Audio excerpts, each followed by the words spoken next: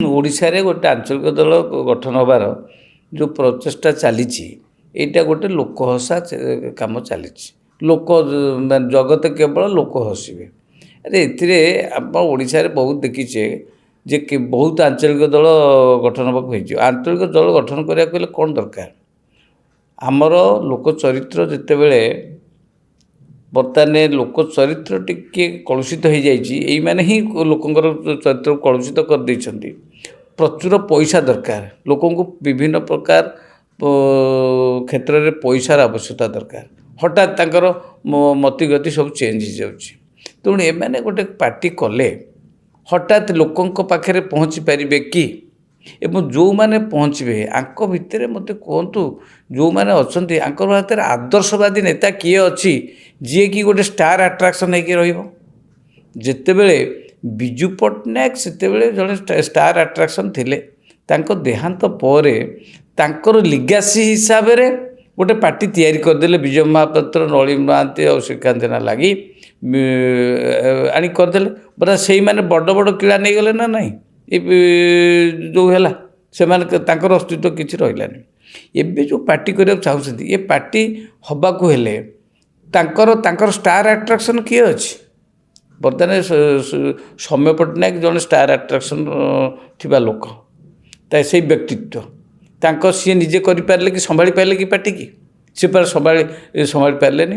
ଆଉ ଏଠି ଆମ ମୁକିମ ଗୋଟେ ଦଳ କରିକି ଛିଡ଼ା କରିଦେବେ। ଏଥିରେ ଆସି ଲୋକ ଆସିକି ଜଏନ୍ କରିକି ଓଡ଼ିଶାକୁ ମାନଚିତ୍ର ଚେଞ୍ଜ କରିଦେବେ, ପୁରା ସଭ୍ୟତା ଚେଞ୍ଜ, ସବୁ ଅର୍ଥନୀତି ଚେଞ୍ଜ ସବୁ କରିଦେଇପାରିବେ।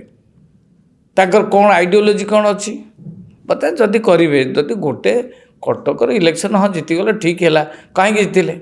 କିଛି ଅସନ୍ତୁଷ୍ଟ ହିସାବରେ ଗୋଟେ ଜାଗାରେ ଆସିଗଲେ। ଆଉ ଅନ୍ୟ ଜାଗାରେ ଆସିବା ଭଳିଆ ତୁମର କ'ଣ ପାରଦର୍ଶିତା ଅଛି ଯାହାଫଳରେ ତୁମ ଲୋକଙ୍କର ଆକ୍ସେପ୍ଟାନ୍ସ କେଉଁ ଦିଗରେ ହେବ? ଆରେ କିଛି ଦିନ ଚାଲୁ, ସହନଶୀଳତା ତ ନାହିଁ। ଧରନ୍ତୁ କଂଗ୍ରେସ ତାକୁ କ'ଣ କଲା କ'ଣ ନାହିଁ, ତ କଂଗ୍ରେସ ସବୁ ପାର୍ଟିରେ ଲିଡରସିପ୍ ଓବିଡିଏନ୍ସିଟା ରହିବା ଦରକାର। ଯଦି ଲିଡରସିପ୍ ଓବିଡିଏନ୍ସିର ଖିଲାପ ହେଲା, ସେ ପାର୍ଟି ତୁମ ବିରୁଦ୍ଧରେ ଗଲା। ସେଥିରେ ଗଲା ପରେ ତାକୁ ଆସିଲା, ସେଇଥିରୁ ତ ବାହାରିକି ଆସିକି ଗୋଟେ ପାର୍ଟି କରୁଛ। ଲୋକଙ୍କର କ'ଣ ଯେଉଁ ପଳାୟନପନ୍ଥୀ ମାନେ ତ ସବୁ ମିଶିଯିବେ। ଯେଉଁମାନେ ହତାଶ ଅଛନ୍ତି ସେଇମାନେ ଗୋଟେ ହତାଶ ପାର୍ଟିଟା ଆରମ୍ଭ ହେବ। ସେଥିରେ ଲୋକର ଆକ୍ସେପ୍ଟାନ୍ସ କ'ଣ ରହିବ? ଲୋକମାନଙ୍କର ଆକ୍ସେପ୍ଟାନ୍ସ କ'ଣ ପାଇଁ ରହିବ? ତ କ'ଣ କିଛି ଗୋଟେ କ'ଣ କରିଦେଇଛ କି ଲୋକଙ୍କ ପାଇଁ? ଆଉ କ'ଣ ଭଲ ଭଲ ସ୍କିମ୍ ତୁମ ପାଖରେ କ'ଣ ଅଛି? କନସେପ୍ଟ କ'ଣ ଅଛି? କାଲି ସକାଳେ ଯଦି ଭିକେ ପାଣ୍ଡିଆନ ଗୋଟେ ଦଳ କରନ୍ତି, ମୁଁ ଗ୍ୟାରେଣ୍ଟି ଦେଇ କହିବି ଯେ ଗୁଡ଼ାଏ ଲୋକ ତାଙ୍କ ସାଙ୍ଗରେ ମିଶି ଯାଇପାରିବେ 100%। ତାଙ୍କର he has A star attraction quality ଅଛି। କାହିଁକି? ଯେତିକି ଓଡ଼ିଶାରେ କାର୍ଯ୍ୟ ହେଇଛି, ଏ ଲାଷ୍ଟ ଇନିଂସ ନବୀନ ପଟ୍ଟନାୟକର ଲାଷ୍ଟ ଇନିଂସରେ ହିଁ ଯଥେଷ୍ଟ କାମ ହେଇଛି। ଯେଉଁ ଚିନ୍ତା ଆମେ କରିନଥିଲୁ କଟକ ସହର କେମିତି ହେବ, ଯେକୌଣସି ଏବେ ଭୁବନେଶ୍ୱରରେ ଏଇ ଯେଉଁ ସାଧାରଣତଃ ବସ୍ଷ୍ଟାଣ୍ଡ ଜଣେ ଦେଖିବ। ତେଣୁ ସିଏ ଯଦି ଆସିବେ ଗୋଟେ ପାର୍ଟି, ଦେଖନ୍ତୁ ଯଦି ସେମାନେ ଚେଷ୍ଟା କରିବେ ପାଣ୍ଡିଆନମାନଙ୍କୁ ତାଙ୍କ ପାଖରେ ମିଶାଇ ଦେବେ, ଦେଖିବ ଷ୍ଟାର୍ ଆଟ୍ରାକ୍ସନ୍ ହେବ, ଲୋକ ନିଶ୍ଚିନ୍ତ ଭାବରେ ଆସିଯିବେ। ଆଉ ଏମାନେ ବସିକି ଆଙ୍କ ଭିତରେ ଯେଉଁମାନେ ଲିଡରସିପ୍ ଯାଉଛନ୍ତି ସେମାନେ କରି ଗୋଟେ ଆଞ୍ଚଳିକ ଦଳ କରି ଆଙ୍କ ପଛରେ ଲୋକ ଦୌଡ଼ିଯିବେ, ଏଇଟା ଅସମ୍ଭବ।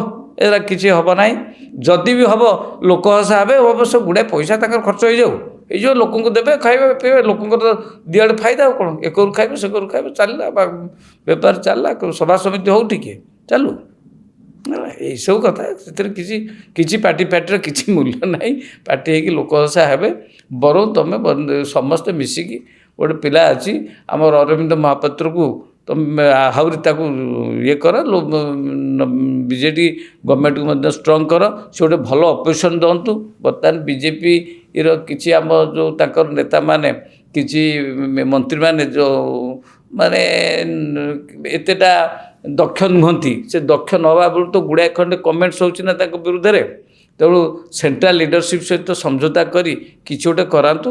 ନହେଲେ ଏଠି ଆଉ ଆଞ୍ଚଳିକ ଦଳ ବିଜୁ ପଟ୍ଟନାୟକ ହେଇଯିବ ନା କ'ଣ? ଯେଉଁଟାକୁ ସୌମ୍ୟ ପଟ୍ଟନାୟକ ପାରିଲେନି, ତୁମେ କଥା, ଏଟା ହସିବା କଥା ନୁହେଁ, ଲୋକ ହସିବା କଥା। ଛାଡ଼, କିଛି ହେବନି।